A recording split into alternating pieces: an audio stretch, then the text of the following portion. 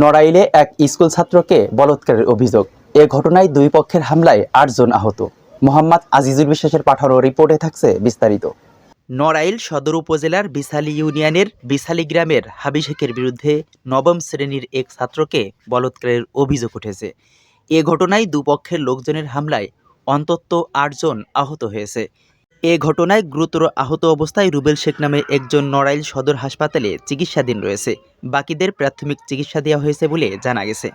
সূত্রে জানা গেছে, নড়াইল সদর উপজেলার বিশালী ইউনিয়নের বিশালী গ্রামের হাবি শেখ স্থানীয় মাহফিল থেকে নবম শ্রেণীর স্কুল ছাত্র মুন্না কাজীকে ডেকে বাড়িতে নিয়ে যায়। রাত গভীর হলে গোপন অঙ্গে হাতাহাতি করে হাবি শেখ। পরবর্তীতে তাকে জোরপূর্বক বলাৎকার করে। তখন সে চিৎকার দিয়ে ঘর থেকে বের হয়ে বাড়িতে গিয়ে পরিবারের লোকজনদের বিষয়টি জানান।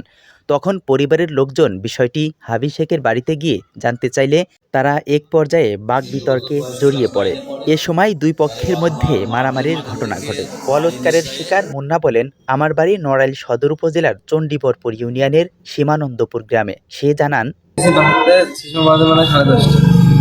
তারপরে একদিন সাথে হারাইছি আমার বাড়ির দিকে, বলছি ভালো আছিস, ওর সাথে কথা বলতেছে। হাবিব শেখ ডাক দিয়ে বাড়িতে দিকে, তোর বাপের নাম কি, তোর বাড়ি বাসা কোথায়, সব কিছু বলছে। বাপের নাম বিপুল কাজী, আইসি মামাদের বাসায়, ওদের নানা রুবেল মামা।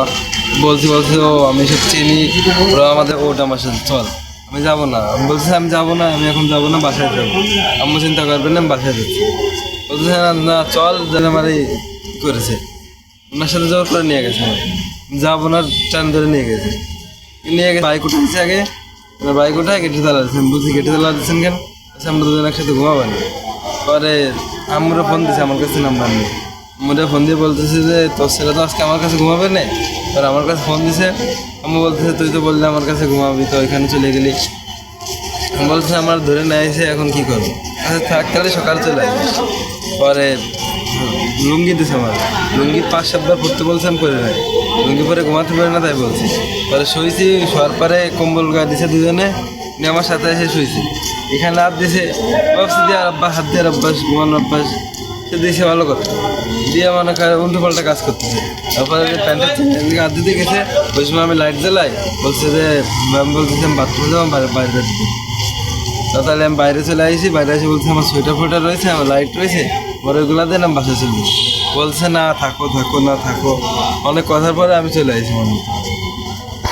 তারপরে এই যে আজকে কালকে রাত্রে গেছিলাম আমরা, আমি মামা আর 2-3 জন দোকানের মধ্যে বসা ছিল, ওরা ডাকছি, অনেকবার ডাকছি, উনি বাইরে নেই। পরে রাগ হয়ে গেছে, পরে মামা মারছে। পরে আমরা সব মিটমাট হয়ে গেছি, সবাই মিটমাট করে দিয়েছে যে এনে কালকে বসে হবে, ওরা এখন চলে যাবো। পরে আমরা চলে গেছি, অত চলে গেছি। পরে ওরা বলছে যে ওরা লোকজন নিয়ে এসে আমাদেরকে ওই সব মারছে, 2বার মারছে। পরে মামারে মারছে, মামার এই জায়গা হাত ভেঙে গেছে, আমার এই জায়গা তলে আমারও মারছে। পরে আমরা চলে আসছি ওইখান থেকে, পুলিশে আমাকে এই যে জেলখানা নিয়ে গেছে, পুলিশ ক্যাম্পে নিয়ে গেছে। ওইখান থেকে আমরা রাত 2টা-2:30টার দিকে বাড়ি এসেছি। এ বিষয়ে রুবেল শেখ বলেন, আমার ভাগ্নের সাথে ওই ঘটনা ঘটেছে শুনে হাবি শেখের কাছে কি হয়েছে জানতে চাইলে প্রতিবাদ জানানোর পরবর্তীতে আমাকে এরকম মারধর। কে মারিছে? মারেছে হাবিবুর রহমান, এবারে শাহিদুর, আকিবুর, কামাল এবং শহীদুল, ও লিড দিয়েছে হলো আপনার অর্ডার লিড দিয়ে মারা হয়েছে জাকাত।